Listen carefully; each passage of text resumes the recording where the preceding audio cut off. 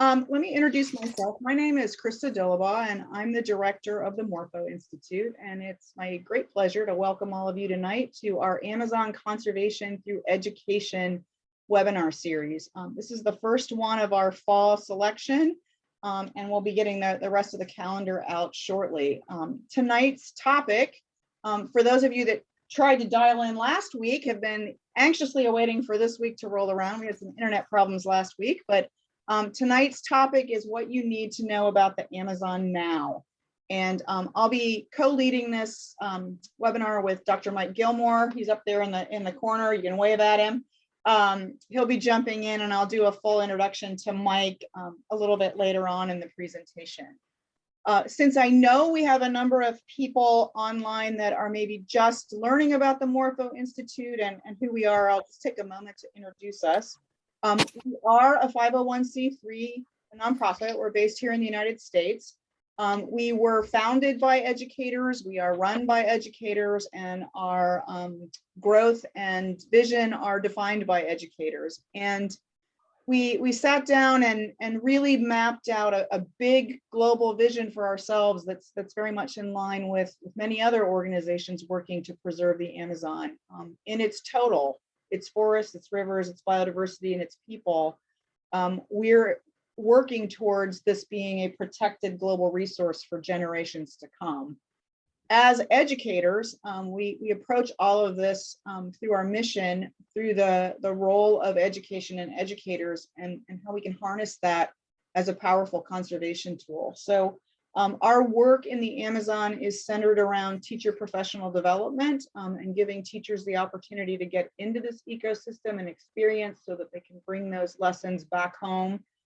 We also partner with organizations in the Amazon to support teacher professional development for Peruvian teachers and inquiry activities for students. And we're very, very proud to have a partnership with Mike's organization, One Planet, and the Indigenous Myhuna, who are at the front lines of Amazon conservation. So tonight's webinar is part of our effort to fulfill that mission through education. So we're gonna take a bit of a dive into why the Amazon, why is it important now, and why is it going to be incredibly important moving forward in the context of what's going on at the world at large right now. So if you've been paying attention at all to what's going on in Glasgow, the climate conference is winding up. It'll be officially closed out tomorrow, and they'll continue to work on policy. But the Amazon is playing into this conversation in a big way. It's in the news. It's been on the front cover of The Economist. It's been in the New York Times. And it is a huge factor in all of these big global conversations about climate and also about biodiversity loss. For perspective, I love a good map, and a good satellite image is almost even better. And this one from Google Earth just gives you a sense of just how big this system is. So you can see my cursor running around here. This is the Amazon Basin. The Amazon River bisects it.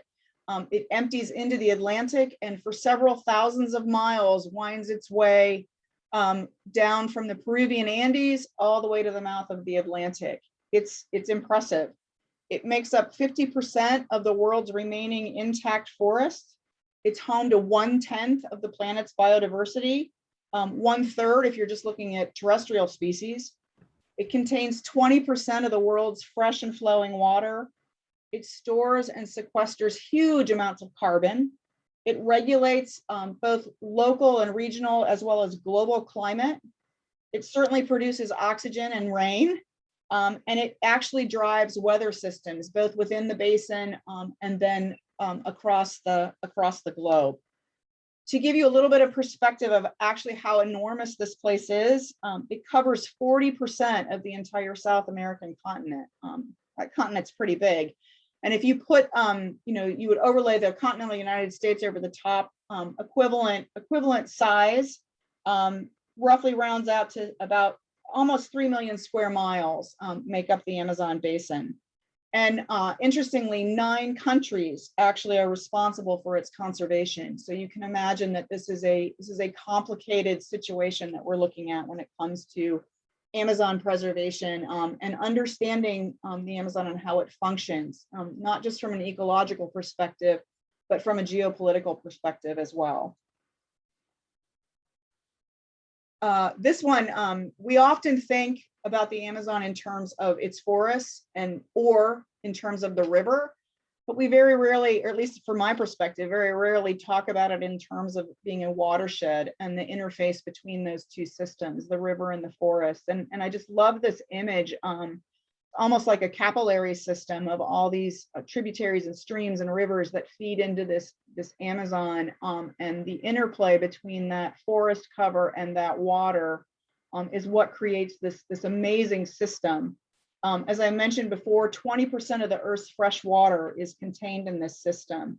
And this system discharges 11 times the volume of the Mississippi watershed into the Atlantic Ocean. So it's just a massive watershed, massive system.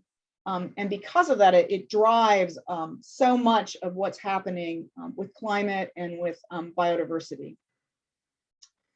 Speaking of biodiversity, I think probably all of us got hooked on the Amazon at some point. It probably happened in primary school when you had your first lesson on the world biomes, and didn't we all like think the rainforest was absolutely the best one? And it was always the biodiversity that I think hooked us from the beginning.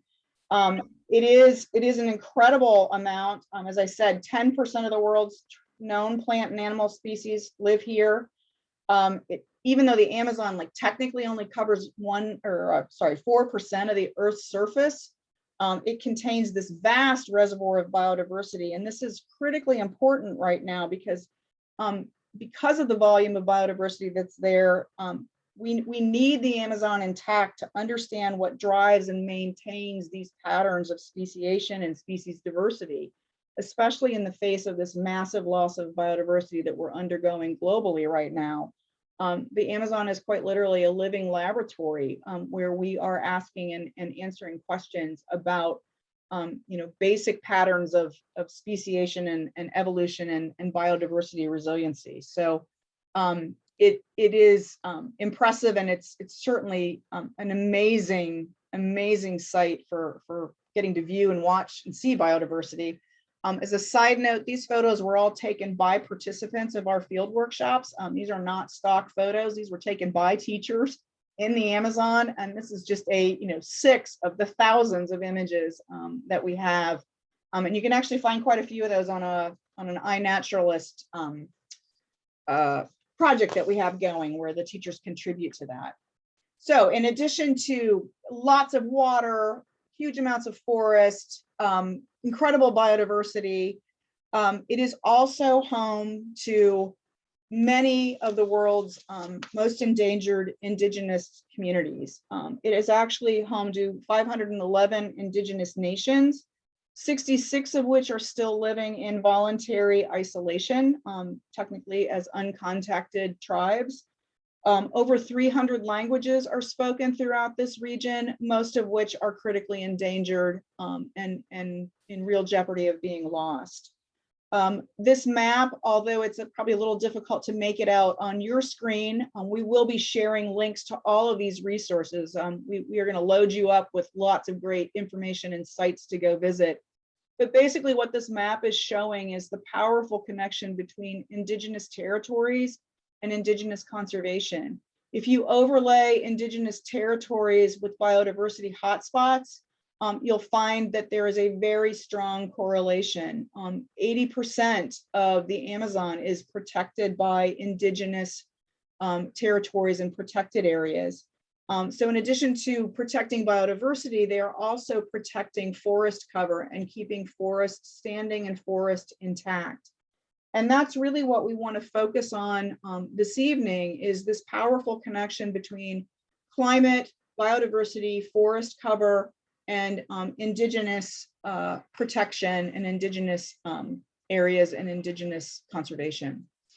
So before we jump into some of the real details, I just want to lead with this great quote from Mark Plotkin, who's an ethnobotanist. Rainforests hold answers to questions we've yet to ask. And those questions range from something as small as looking at a tiny katydid that is miraculously like an ideal mimic of a dead leaf, to those bigger, thornier questions of how do we protect the Amazon and save the Amazon when there are 9 countries involved and it's a global resource and there are economic forces and political forces that play it as well. So many of the questions we're grappling with today globally, the Amazon is going to factor into and will undoubtedly reveal questions that we've yet to even think about as this work moves forward. So deforestation in the Amazon is a thing. It's continuing to happen. We had a brief respite in the last decade where things were starting to look like deforestation was in decline. Unfortunately, that trend has reversed, and it's reversed substantially in the last 2 years. This is a visualization that shows you what's happening from 1985 to 2017.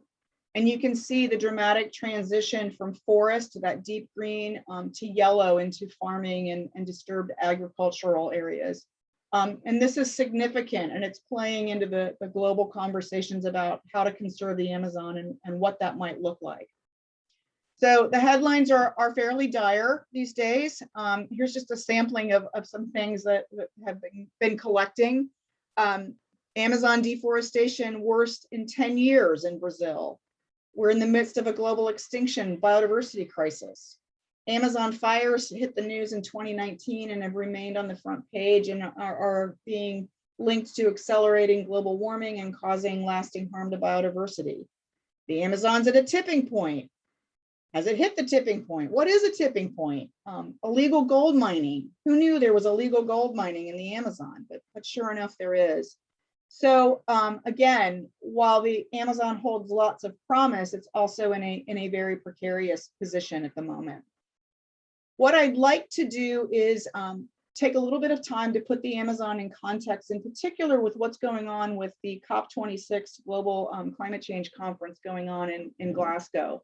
Climate change is obviously at the forefront. We have a great deal of work to do to keep our global temperatures from rising past that 1.5 degree mark, beyond which things get really dicey. So hat tip to Global Forest Watch and World Resources Institute. The slides on the next couple of slides are compliments of them, and they had a great webinar 2 weeks ago that really dove in deep into Amazon and climate change, and we'll share that link with you if you want to dive deeper. But basically, when we're looking at forests, of course, the Amazon's a good representation of that, obviously.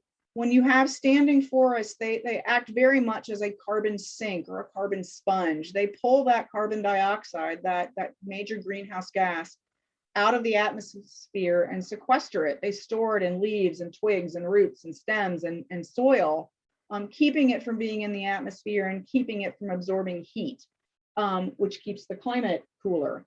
When we disturb and clear and deforest, those forests then release all of that carbon into the atmosphere and they become a carbon source. So we're looking critically at the Amazon right now to determine whether or not it is actually reaching that tipping point where it goes from being a carbon sink to becoming a carbon source. So to put this in the context of the global scene, these maps came from the World Resources Institute using GIS imagery and data sets from the Intergovernmental Panel on Climate Change and a whole series of other data sets where they've overlaid all this data and made these amazing visuals that allow us to sort of see what's going on in real time. And so this is where the emission hotspots are around the globe when it comes to all the greenhouse gases in aggregate. And you can see here in the Amazon, these dark purple areas. This is what is collectively known as the Arc of Deforestation down here in southern Brazil. You've got another one that's emerging up here in Colombia. Up here in the Pacific Northwest, these would be the fires happening in California and up into Washington and Oregon. Deforestation in Central America. I'll be honest, I don't know what's going on here in the southern United States, but something's happening. So good inquiry question if you want to dive into that and help me figure out what's happening. I'm going to stay focused on the Amazon for tonight. But you can also see, over in through Africa, up into the tundra, over into Asia. emissions are happening around the world. Then if you look at where carbon and greenhouse gases are being removed or sequestered, you see a huge correlation between forests, which may seem obvious, but here it is in really good visual relief. The Amazon, huge area of carbon sequestration. The tropics of Central America, the tropics of Africa, the tropics of Asia, our deciduous forests along the East Coast, the Pacific Northwest. All of these forests, when they're intact, have the ability to remove major amounts of greenhouse gases. And so then when you overlay these two things on top of one another, this is where we start to have get a handle on what we mean by a tipping point. So this is the net flux between how much carbon is being released and how much is being absorbed. And again, you can very clearly see where these areas of deforestation are happening and how they are turning into net sources of carbon in this deep purple, as opposed to net sequesterers of carbon here in the Amazon in this dark green. So I think these visualizations are quite powerful. And if you're a classroom teacher, again, we'll share links to where you can find these resources so you can share them with your students and engage in conversation about this. But again, hat tip to World Resources Institute for these great images. Now I want to introduce you to another organization and another mapping project that is dialed in specifically on the Amazon. It's operated by Amazon Conservation, which is another Amazon nonprofit, and their project, Monitoring of the Andean Amazon Project, or MAP, although I think they pronounce it MOP. These people put out maps like all the time. If you want real-time data about what's happening in the Amazon, this is your go-to source.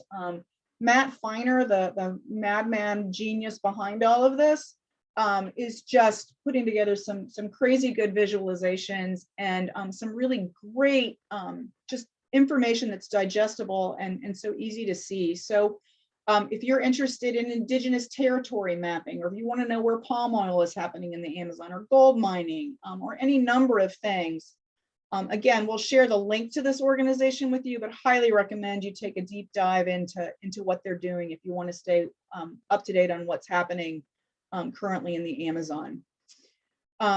So let's dive into one of the maps that they created just recently. This data is as early as August of 2021. This is the map of the Amazon, kind of looking at carbon sources. So in the red here, those are areas where carbon is being released.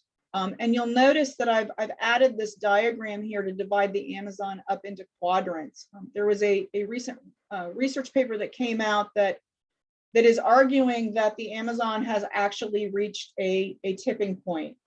And the headlines blasted that the entire Amazon had actually tipped over to be a carbon source as opposed to a carbon sink. But actually, in fact, what's happening is that carbon source is really happening down here in this southeastern segment of the Amazon, as opposed to the northwestern segment or quadrant that's really looking quite good. Again, if you look at where the carbon sinks are, this northwestern area is still very intact and still very capable of sequestering carbon. Dialing in a little bit closer, this star is where we focus our work, and where Mike Gilmore and One Planet are also focusing their work. This map is looking at the overlay of indigenous territories and protected areas when it comes to carbon sinks. And again, a huge, strong correlation between indigenous protected lands and their ability to store carbon, keep forests standing, which also means that biodiversity is being preserved as well. If we go a little closer and we start looking at, well, what are the causes of deforestation that would be causing these areas to tip into carbon sources? This is one major factor that is happening in the Amazon, and it's the development of roads. So this diagram B here is actually over here in southern Brazil, in that quadrant that's in trouble. And this is what happens when you put a road into the heart of the Amazon. Lots of deforestation along the perimeter. that then becomes a carbon source as opposed to a source of carbon sequestration. Here's a terrific visual that actually shows you in real time, well, not in real time, over time, what happens when you put a road in. So this will cycle back around, but you can see how quickly that happens. It starts as a single thread. And then what happens, it's called fishboning. Those side roads go off, the development keeps building and building and building until you have, full development along the road that's gone in. Even with promises that are made about having that not happen, it is just simply inevitable. This road piece is going to factor in heavily into the conversation with Mike Gilmore and what's happening with our Indigenous partners in the Amazon. So just to kind of recap what's happening in the Amazon in general with regards to this whole idea of carbon flux and tipping points. If you look at carbon source and carbon sink, carbon source, carbon sink, it's a little counterintuitive because we're looking for negative numbers are a good thing at this point. So the Western Amazon still coming in as a carbon sink. The net flux is still in the negatives here, which is great. The Northeast Amazon, same thing. So think of this line here is like we're keeping carbon in the ground, we're keeping carbon in the trees as opposed to keeping carbon, we're putting carbon up here in the atmosphere. When you pop over to that Brazilian Amazon, that southeastern quadrant I was referencing, you can see here it is actually tipped, it's flipped per se, and that area is now being counted as a carbon source in the Amazon. In total, at this moment in time, the Amazon as a whole, as an aggregate, is still a carbon sink. It is critically important that we keep it that way. Critically important also, as this diagram illustrates, to honor and support and encourage Indigenous land rights and land management, because right here in this lovely graph, protected areas remain a carbon sink. Indigenous territories remain a carbon sink. But when you look at all of the other areas in the Amazon, very definitely moving and have tipped over to be carbon sources. So these areas, these protected areas, and in particular these Indigenous territories, are going to be critical in the global climate scenarios. And so we're doing our part to support some Indigenous groups, particularly the Myhuna in the Amazon. So just to recap, key results: Brazilian Amazon, a carbon source. The entire Amazon at this point, still a carbon sink. Protected areas and Indigenous territories are critical, and current actions are critical. So what's going on right now in Glasgow, we all need to be paying attention to. Most of us on this call tonight have an affinity and a passion for the Amazon, and hopefully this information will arm you with even more of an argument for its protection. I'm gonna throw down some jargon here for everybody. All of these initiatives, in one way or another, are going to be reliant on an intact Amazon. Certainly the COP26, the Glasgow climate meetings that are going on right now, the Amazon's been at the table in a very big way. The UN's Making Peace with Nature. This is an absolutely fabulous report, and we will share that link with you. They're doing a really wonderful job of bringing together a plan for tackling climate, biodiversity, and pollution. So think plastic pollution in particular, the emergencies that we're facing, and how can we pull all of these things together and solve them simultaneously? Because frankly, if you solve one of the three and not the other two, we haven't really made much progress. It's a great report. It covers everything from how to take action at the governmental level to the community level and even to the individual household level. Great teaching resource. The Intergovernmental Panel on Climate Change, obviously, huge one. This one up here, Amazonia for Life, protect 80% of the Amazon by 2025. That's another one to keep your eye on. Campaign for Nature, 30 by 30, 30% of the world's protected areas protected by 2030. And with that, coming out of the Convention of Biological Diversity. And then the Sustainable Development Goals. All of these things are dependent, and their success is dependent on an intact Amazon. So There's a few I want to highlight just simply because if you really want to be in the know, these are the things that you should be paying attention to. Motion 129, this is coming out of the work being done by the IUCN, the International Union for the Conservation of Nature. And in September of this year, members of the IUCN actually approved Motion 129, and it is a call to avert the tipping point in the Amazon and to protect 80% of the Amazon by 2025. That's fantastic. Great that it's been approved, but the really amazing thing is that this motion was brought forward by the Organization of Amazonian Indigenous Communities, and an organization called POICA. And again, we'll share the link with this for you to dig deeper into this. But the fact that the Indigenous Nations have rallied, have put forth this motion to protect 80% of the Amazon by 2025, a few short years from now, is huge. And so this is really something to be paying attention about. How are we gonna achieve all of this stuff? A lot of this is going to hinge on the ability of Indigenous peoples to maintain control of their lands and keep them protected. So pay attention to that one. It's a big one. Breaking news. Well, we were supposed to have this webinar last week, and it was really breaking news, but it's still breaking news because COP is still going on.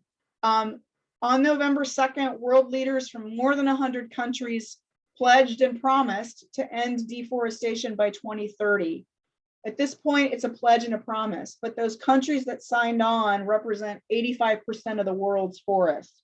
So if there are actually teeth that come with this promise, and those teeth are being hammered out right now by all the diplomats that are in Glasgow, if we walk out of COP26 with some real policy and rules in place, this is possibly doable. The US signed on to this, thank goodness. Peru has signed on. All of the Amazon countries, with the exception of Venezuela and Bolivia, also signed on. Again, didn't have time, not sure why Bolivia and Venezuela are not signed on to this promise, but we'll dig deeper into that to try and figure out why. But again, keeping an eye on this keeping forests standing, keeping the Amazon standing is going to be critical. And so it's playing into that. The next one that we want to highlight and point out, and again, we'll share these links with you. Coming up tomorrow at the close of the climate conference, there is an amazing new organization. It's just a couple years old, known as the Science Panel for the Amazon. Also, their URL is the Amazon We Want. This is actually I'm so excited about this new organization and the resources that they're bringing to bear. This is all being driven by Amazon scientists living and working and in the countries that are charged with actually protecting the Amazon. They have many of their report that they're going to release tomorrow. They've got drafts up already on the website, and it's just going to be a mother lode of up-to-date information on what's happening in all sectors of the Amazon. So really, really worth paying attention to and following, either via social media or just making a point to check in and tune in on them. And then moving forward, what to look forward to coming up in May and April when the UN Biodiversity Conference reconvenes in China. This is where that 30% of the planet by 2030 is coming from. It's being done in conjunction with the Paris Accords for climate because biodiversity and climate go hand in hand. So the first step was in July, was to get this 30 by 30 ratified, and it'll be approved in Kunming, China. So you can be sure that the Amazon is going to be at the table in China, pushing hard for protection and circling back around to that motion 129. That's going to be part of this whole conversation and this whole dialogue. So, it felt like for me, who's been in this world for quite a while, nearly 30 years now, that the Amazon really fell out of the collective consciousness for a good chunk of time. But man, it's back, baby, in a very big way. And while it's precarious, it's also very exciting to see this back in center stage again. So let's let's transition here and dial in a little bit more closely to where the Morpho Institute focuses our efforts, and where Mike Gilmore and One Planet are doing some amazing, excellent work. We're just so thrilled to be able to partner with them. So we do our work in the Peruvian Amazon, in that northwest sector that I was referring to, that is still a carbon source and still looking pretty intact. So if you follow the little magical yellow arrow, it's going to pop down to the bottom of the screen where I zoom in here. This is where we are site-based. We actually use properties that are owned and operated by Amazon Explorama Lodges, and they're reserve. And then right adjacent to that is the Maihuna Kichwa Regional Conservation Area, where Mike Gilmore has done all his work with the Maihuna. You can see there are no roads here yet. And now that you know what roads can do to the Amazon, this is going to play into the conversation that we're going to have with Mike. So let me introduce you to Mike. Mike, are you there? I'm here. Can you hear me? Awesome. Yeah, we can hear you. Okay, great. Great to be here. Thank you, everybody. Absolutely. So this is my good friend, Mike Gilmore.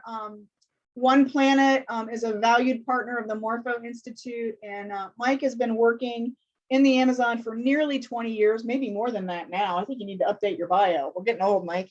And he's been working getting old on conservation for a long, long time. And so I'm going to turn the mic over to Mike. And just have some questions I'm going to ask, and we'll just have a bit of a conversation here. So, Mike, tell us a little bit more about your history with the Maihuna and your work with them over the years, how you got involved, and just give us a little background on who they are and why they're important. Well, thank you, Krista. I, for one, learned a lot from your presentation, from the slides that you presented, and just greatly appreciate that, and very timely information, to say the least. I'm honored to be here. Krista is a very close friend. The Morpho Institute is a great partner of One Planet and of the Myhuna. So just a little bit about my involvement with the Myhuna. I started my work with the Myhuna, working on my dissertation research at Miami University of Ohio, under the direction of Hardy Eshbaugh. I know some of you recognize that name on this webinar here, but Hardy had a long history in the Peruvian Amazon, and I actually wanted to do my dissertation work in Indonesia. And there was a sort of a government upheaval at that time. And Hardy, in his grand wisdom, he said, I just don't think that it's a good idea to send you out to Indonesia. How about you come down to the Peruvian Amazon with me, and I'll pay your way. And I said, well, hey, that sounds like a great thing, because I always wanted, obviously, to go to the Amazon. So that was in 1998, and I've been working down in the Peruvian Amazon and with the Myhuna Indigenous group ever since. And my dissertation research project really focused on the traditional ecological knowledge of the Myhuna. So the Myhuna have lived in this part of the Peruvian Amazon for millennia. The area where I work is their ancestral territory. They have deep knowledge and love for the area. And my dissertation work really dug into their traditional ecological, traditional biological knowledge. And it was a great honor for me to be able to work with them and to learn from them. But while I was down there working with the Myhuna, one thing that became really quickly apparent is that there were a whole number of threats to their ancestral lands, to their traditional culture. After I was done with my dissertation research project, I decided now is the time to really dig into more community-based work, community-driven work. So I entered into a series of conversations with Myhuna leaders, Myhuna elders, about what they really wanted to work on, what they wanted to focus on, what they considered the biggest threats to their cultural survival. And then that started a whole very interesting series of conversations, and has led me to do the community-based, community-driven conservation and sustainable development work that I've been doing over the last 22 years. So that's a little bit about sort of my history with the Maihuna. Just a few words about who the Maihuna are, because perhaps some of you on this call may not know. And, you know, as I step back and think about this question, who are the Maihuna? A few words come to mind, right? And I could get into more of an anthropological description of who the Maihuna indigenous group, you know, who the Maihuna are. But to me, who are the Maihuna? The Maihuna are an incredibly resilient group of people, an incredibly generous group of people, and really a wonderful and beautiful group of people that I really am deeply honored and feel incredibly humbled to be able to work with. The Maihuna are one of the most, one of the smallest indigenous groups in Peru, one of the most vulnerable indigenous groups in Peru. There are about 600 Maihuna individuals living in 4 communities. Upon first contact with Europeans, European explorers and missionaries several hundred years ago in the late 1600s, nobody knows exactly how many Maihuna there were, but there were many, many more than there are today, on the order of thousands. So upon first contact, a huge number of Maihuna unfortunately perished because of the introduction of Western diseases, influenza, smallpox, and the list goes on, right? So the Maihuna are survivors, and they are the gatekeepers of an incredibly biologically diverse, culturally important ancestral territory.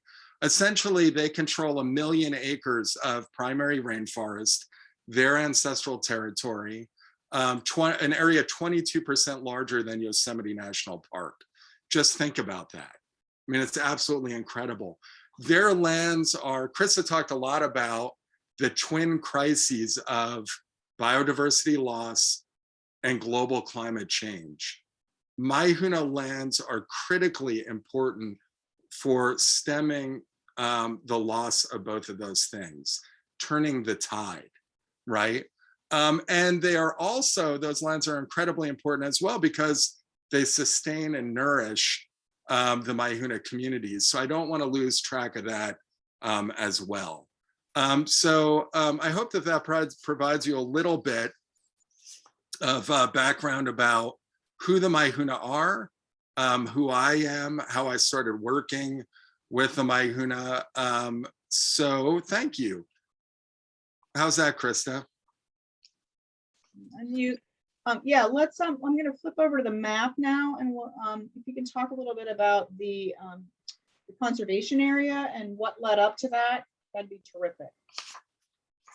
Yes, I'd be happy to. So, what you're looking at is the what is now called the Maihuna Kichwa Regional Conservation Area. This is a 391,000 hectare, or almost 1 million acre protected area that is co-managed by the Maihuna Indigenous Group, the Kichwa Indigenous Group, and the regional government of this part of the Peruvian Amazon. All of this in dark gray, all of this protected area is Maihuna ancestral lands. And you can see 4 dots on this map. Those are the 4 Maihuna communities: Sucasari, Puerto Guaman, Nueva Vida, and San Pablo de Totoya. So really the Maihuna, I used this term earlier, they are the gatekeepers for this incredible protected area at this point. But a little bit about the history of the protected area. So when I first started working with the Maihuna, as a diligent grad student, back in the day, 20 something years ago, you know, there wasn't Google Earth. Now, if you need maps of Maihuna lands, just go to Google Earth and, I mean, look at the base map, right? That's a satellite image. So you can pull that sort of thing up now. But, you know, 20 something years ago, I needed maps to do my dissertation work. And I went to Lima as a diligent grad student, and I went to the Geography Institute of Peru, and I asked to see maps of this part of the Peruvian Amazon, of Maihuna ancestral territory. And those maps didn't mention the Maihuna at all. And those maps said one of two things, either tierra abandonado, abandoned land, or tierra del estado, state land. So, you know, maps are incredibly powerful tools. And they're also tools of repression and tools of erasure, right? So in those official government maps, that was an attempt by the Peruvian government to erase the Maihuna from their ancestral territory, right? And so that was, you know, the alarm bells went off for me. I went back and I showed these maps to the Maihuna, and they said, well, wait a second, this isn't abandoned land, this isn't state land. This is Maihuna ancestral lands. They're not going to take this from us. So that started a whole series of different conversations. In the year 2000, unfortunately, again, because of the fact that Maihuna ownership was not recognized for this part of the Peruvian Amazon, their ancestral lands were not recognized, illegal loggers, illegal poachers overran Maihuna lands, and they were overrun by loggers. And not only did they haul out, you know, thousands of incredibly valuable logs, not only economically valuable, but from a carbon perspective, right? But they also overhunted the area.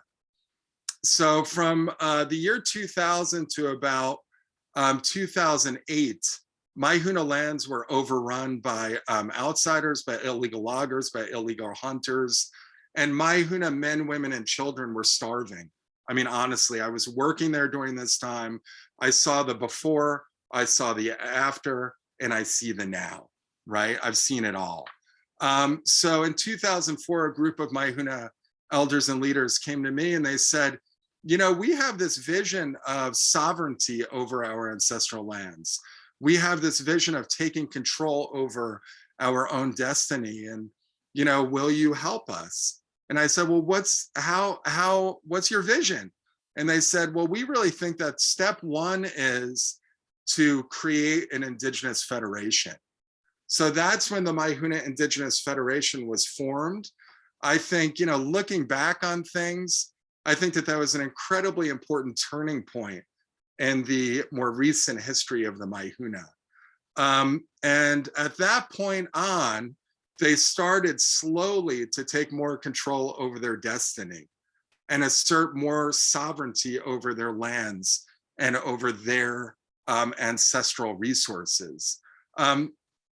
In 2009, through the incredibly hard work of their elders and leaders, their communities, they achieved what really can only be described as the impossible. I mean, I don't want to sound overly dramatic here, but I really do think that. And the impossible was they were able to kick out all the loggers and all the poachers from their ancestral lands. So an incredible bright spot in the history of the Amazon, in the fight for indigenous control of the Amazon. In 2010, the Maihuna Federation invited the Field Museum of Chicago down to their ancestral territory to do a rapid biological and cultural inventory. I was a part of that, and did a really big participatory mapping project of their ancestral lands to prove that these are not abandoned lands, these are not state lands, they are Maihuna lands, right? So mapping, that's what we would call counter mapping. So using traditional knowledge and documenting that knowledge in counter maps, counter mapping, to refute what the government says in terms of it being abandoned, it being state land. In 2015, but that rapid biological and cultural inventory, a book was published from that work, and we used that to push the political case for the creation of the Maihuna protected area. In 2015, the Maihuna Kichwa Regional Conservation Area was signed into law by the Peruvian government. You know, in terms of what does this mean, not only for, well, number one, what does it mean for the Maihuna, right? To have a protected, stable land base. It means cultural survival, right? And ever since they pushed out and kicked out the loggers and the poachers and the illegal resource extractors, we've been documenting this incredible resurgence of biological diversity in Maihuna lands. So, you know, in 2009, it was really rare to see wildlife in this huge area. Now, the resurgence of wildlife is really incredible. The Maihuna have been incredible stewards of this area. And what does this mean for sort of the broader fight for the Amazon and the fight of indigenous peoples? I think that the Maihuna offer a real bright spot in the post-colonial contact that has really, you know, written the history of the Amazon for the past several hundred years. And they're a great example of what an indigenous group can in fact do, banding together, fighting back, and fighting for their sovereignty and for their human and ancestral rights and their cultural survival. I think that it's really inspiring to think about how they organized, how they advocated, how they pushed, and we see this protected area now, right? Krista? Thank you, Mike. This is, I always love hearing this story over and over again, because we entered into this relationship and partnership with you and the Maihuna shortly after the conservation area was established, and have been, you know, part of watching and monitoring this return to biodiversity and recovery. And yet, you know, spoiler alert, not all is well.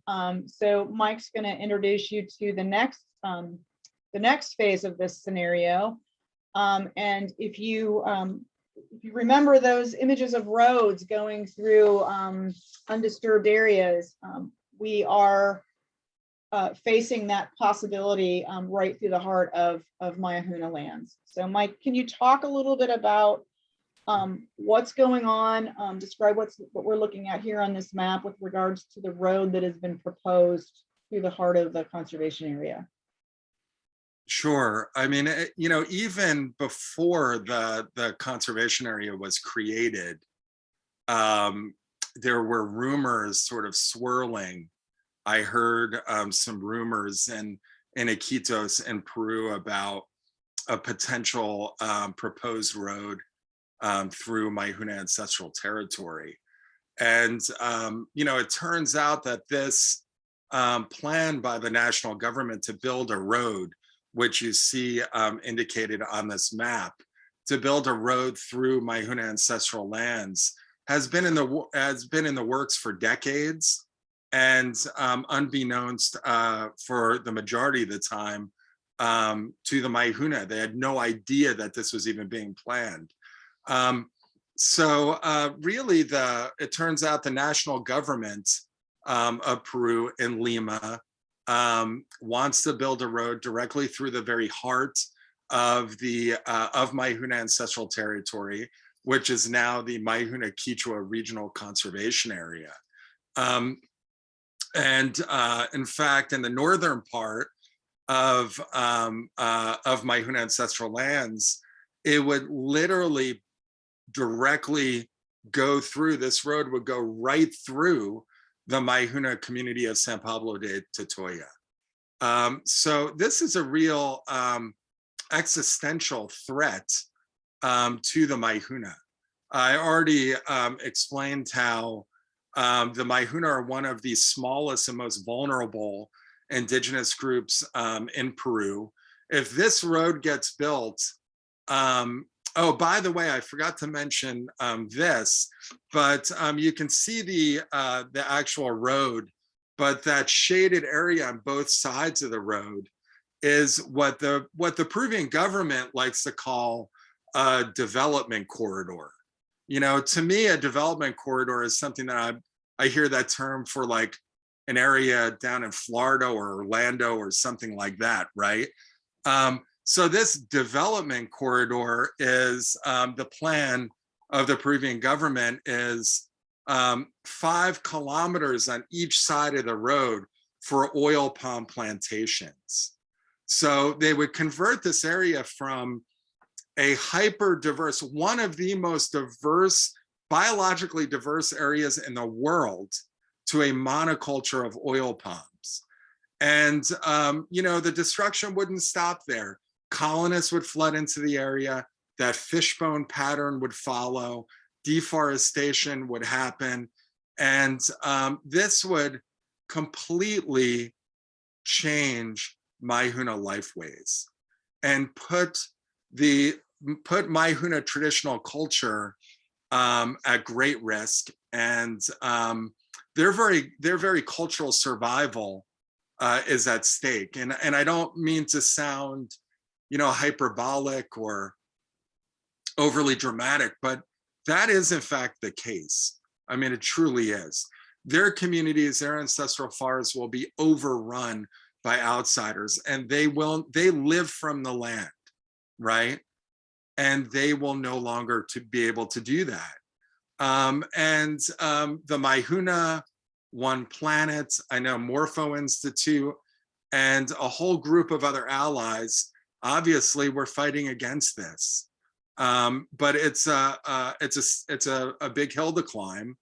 And there is a law on the books in Peru that was established about a decade ago or thereabouts, that requires the Peruvian government to seek prior informed consent, the prior informed consent of indigenous groups before any mega development projects are carried out. And this is a direct result of violent clashes that happened in the Peruvian Amazon, you know, several years ago, particularly an event called Bagua, where indigenous activists and defenders and guardians clashed with the Peruvian police and armed forces, and dozens of people were killed. We don't know exactly how many people were killed.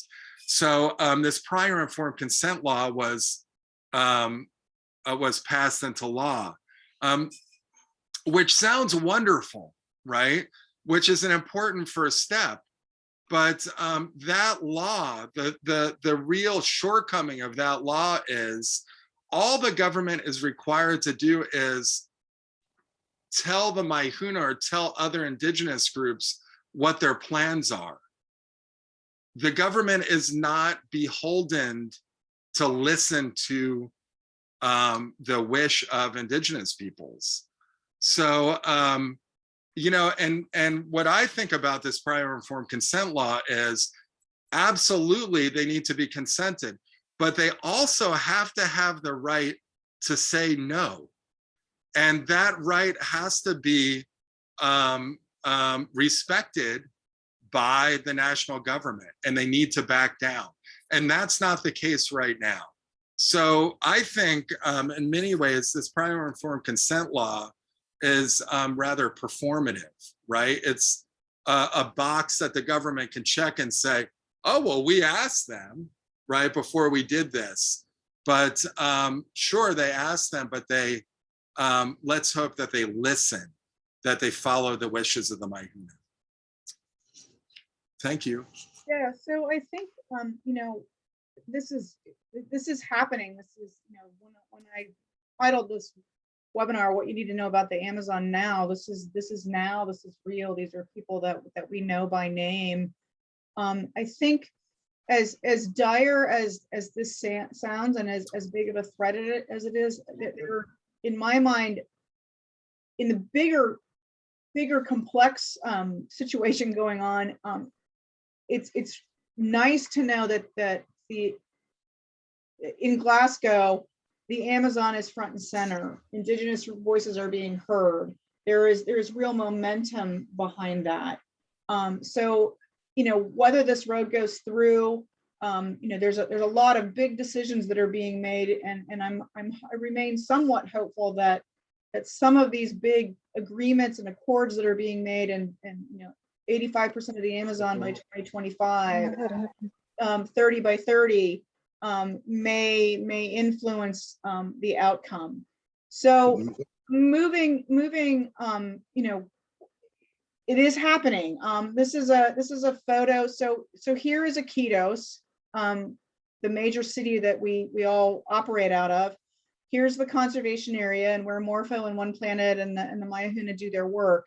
The road is already underway. There's a bridge that is now completed that crosses this little river over here. And there is a road that is under construction that will connect to the Napo River. What we're hoping to prevent from happening is a road that would go up here deep into the heart of the conservation area. But this part of it is under construction.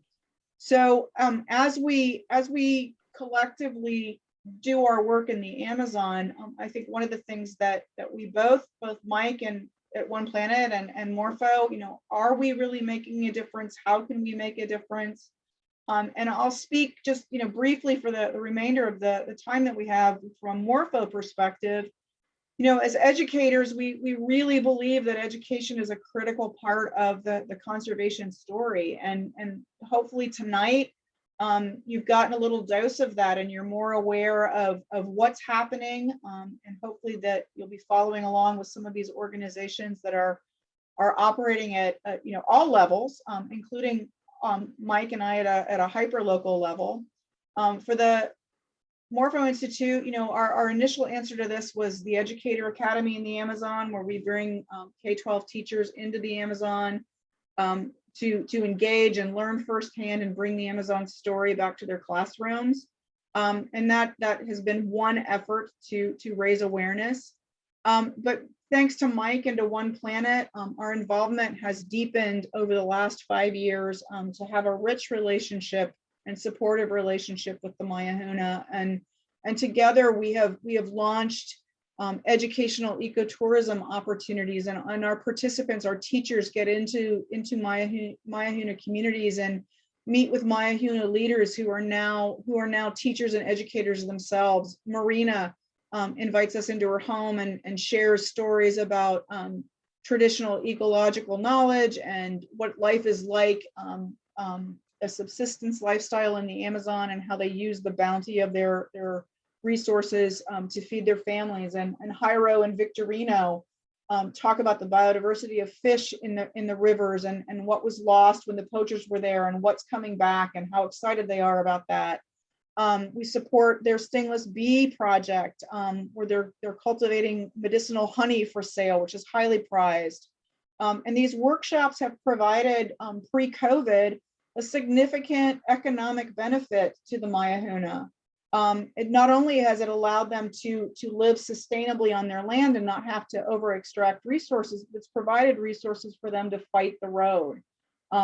Sadly, with COVID, that economic driver has been lacking for the last 2 years. So I'm thrilled tonight to officially announce that Morpho is launching the Irapai Thatch Roof Project to support our Myhuna partners and also to support our friends at Explorama Lodges who literally keep a roof over our heads while we are there. With no tourism, Explorama Lodges has suffered dramatically. It's very hard to maintain a remote field station when nobody's paying to be there.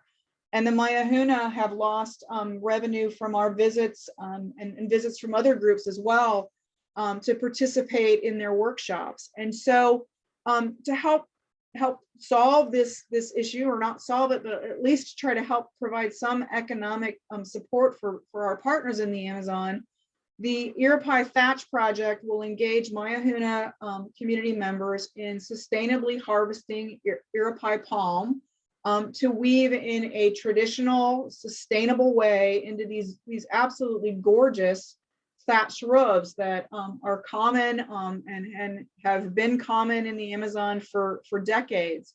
And so we're supporting two very important partners through this project. And we certainly are hopeful that you will feel motivated enough to contribute to this effort. We do have a $2,000 match that's waiting for us. If we can get to that, we'll be able to pay the Myhuna a premium for creating these sustainable thatched roofs for our beloved Axe Field Station, and also have a place to do our work next summer when we return.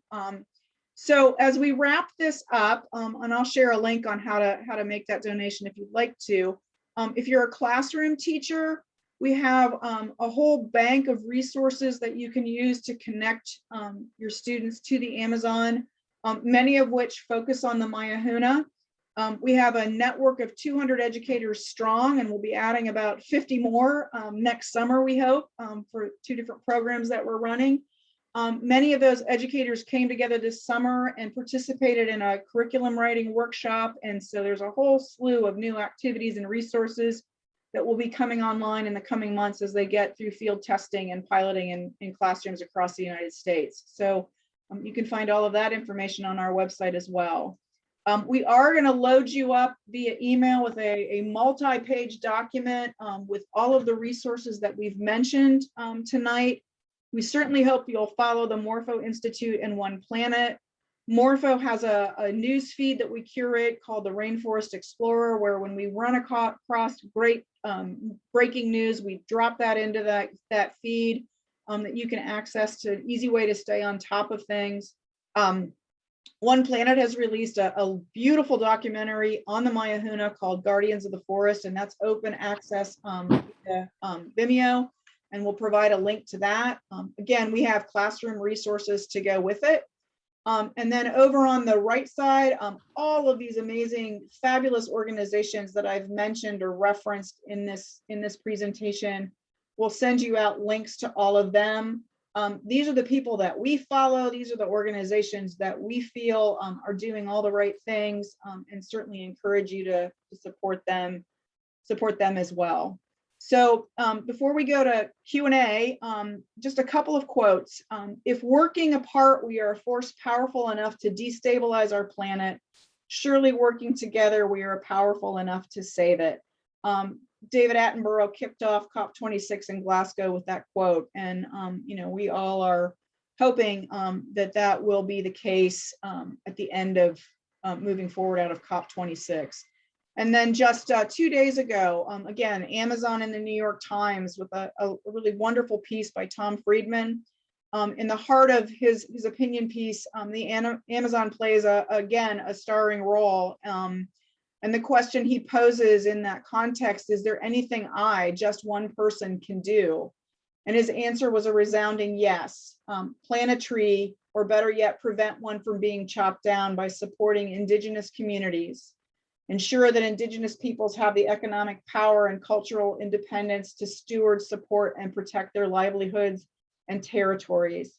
And then I love this. If you're looking for an ordinary thing that could have an extraordinary impact, it would be protecting biodiversity protectors. So I just can't thank Mike enough for his good work. and for partnering with us on this journey of harnessing education to do our part to help save the Amazon.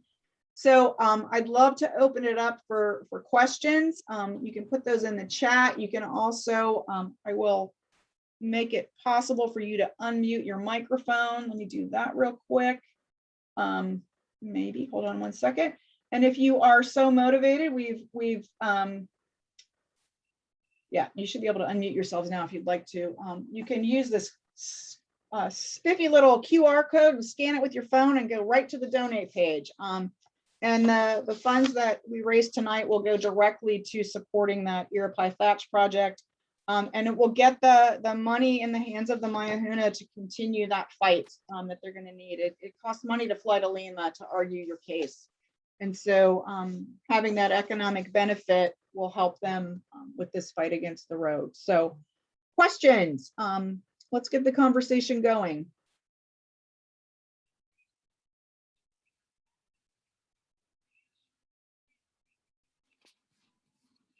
Herb, you had your hand up, I believe. Do you have a question?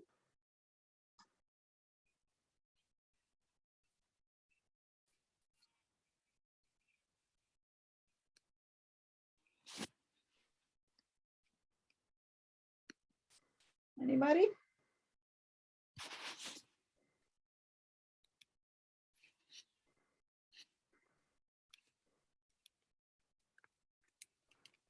So Mike, when do you anticipate getting back down to the Amazon?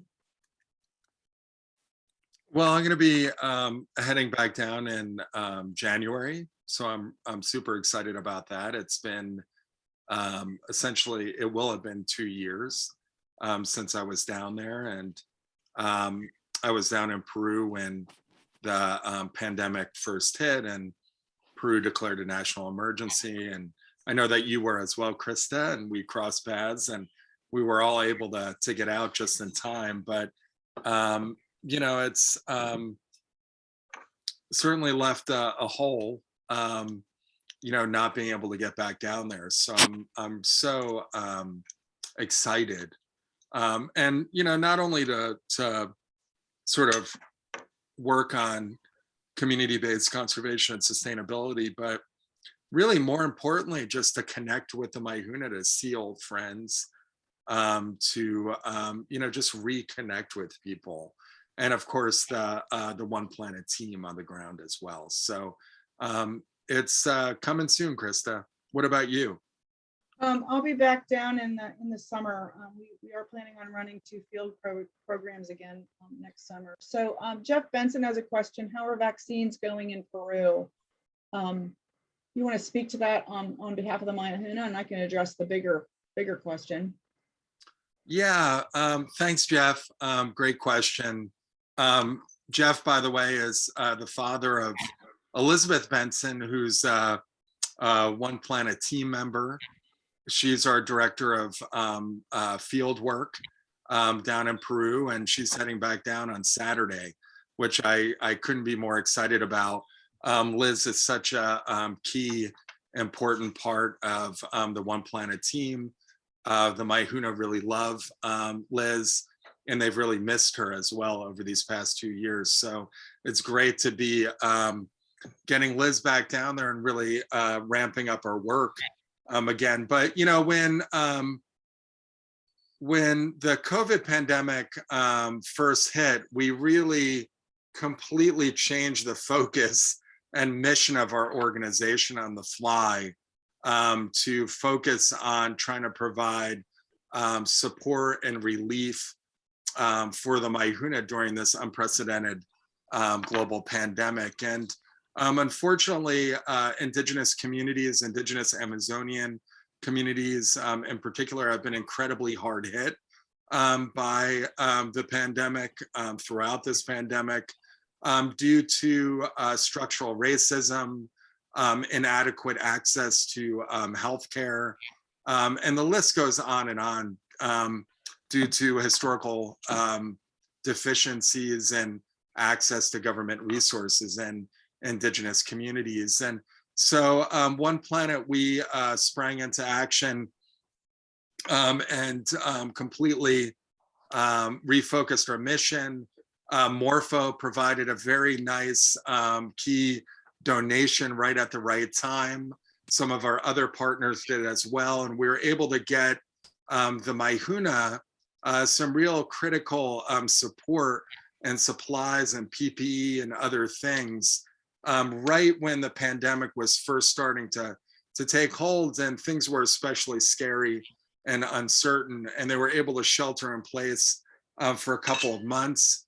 And then they sort of slowly opened their communities back up and re-engaged a bit more with broader society. But over the past several months, One Planet, we've been, and the Maihuna Federation, we've all been sort of hyper focused on trying to get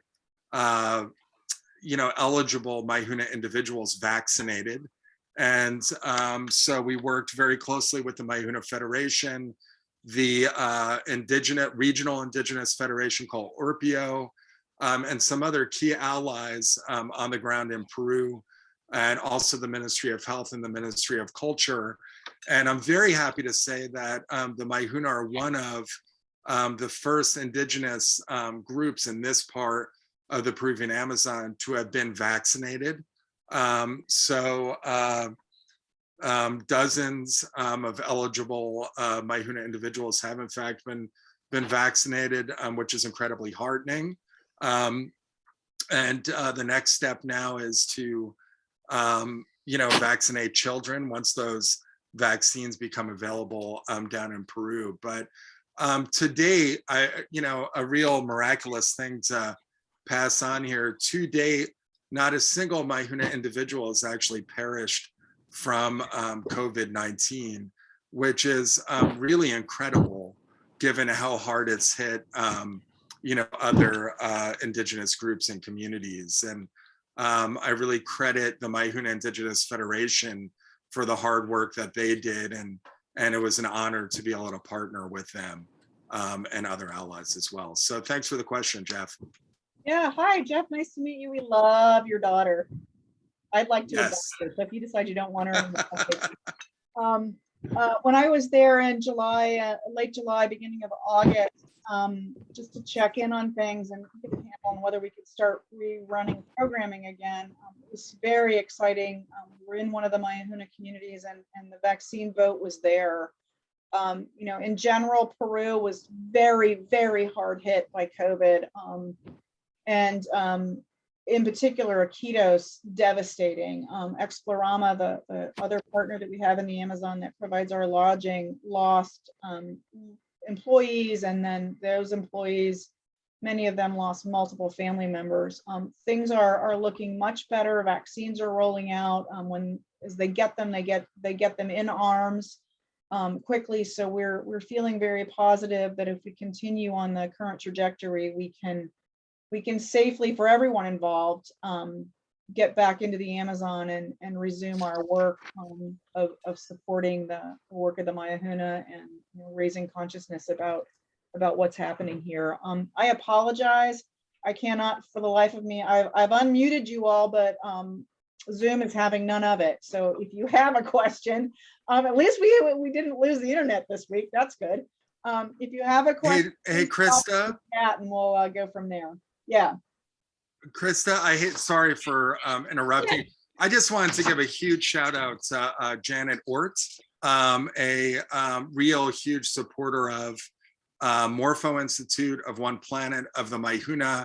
And Janet, who's been down multiple times with Morpho, she linked One Planet and the Maihuna up with an organization called the Independent Presbyterian Church Foundation out of Alabama. And they provided an $8,000 grant to try to get shots in arms, to try to get vaccines out to the Maihuna. And that was just so incredibly appreciated. So Janet, if you're on the call, thanks again. Your dedication, your support, your help really, really made a difference in the lives of the Maihuna. So thank you so much. Yeah. And it doesn't appear like we've got any more questions coming in, so we'll wrap this up. We rolled over an extra 15 minutes, but grateful for the time to spend with you, Mike, and with our friends this evening. So thank you very much for joining us. You know, I want to leave us with that thought that Tom Friedman had, that, you know, we can make a real difference. And I think most of us on this call know and love the Peruvian Amazon. And if you haven't yet met the Myhuna and you have plans to get back down to Peru and support Explorama as well, then we'll definitely have to make some connections there, because it's an amazing story, and we at Morpho are just privileged to be a part of it and to support it. So thanks for your support, everyone, for showing up and for, you know, lending your time and your talent and quite possibly your treasure too, to make this all work. So more to come. We will get out the calendar. We've got a really great follow-up on teaching climate change in high school, at the high school level, and planting trees coming up in December, led by, oh, Nancy, help me out here. What's the name of the gal? I mean, the organization that Alex is with. Paleontological Research Institute. Thank you. Alex is going to be presenting their really excellent work on climate education, and that's coming up in December. So for everybody that was on the call, we'll send a link to the recording, and we'll send a link to all of those resources for you to take and run with. So thanks so much, everyone. Have a good holiday. You know, all the best to you as you wind down year end, whatever it is your vocation is. If you're teachers, an extra special heartfelt thank you for the job that you are doing right now, because we know it is not easy. So all right, with that, I will sign off. Everybody have a good night, and off we go. Thanks, everybody. Take care. Have a good evening. Right. Thanks, Mike. Yep. Thank you.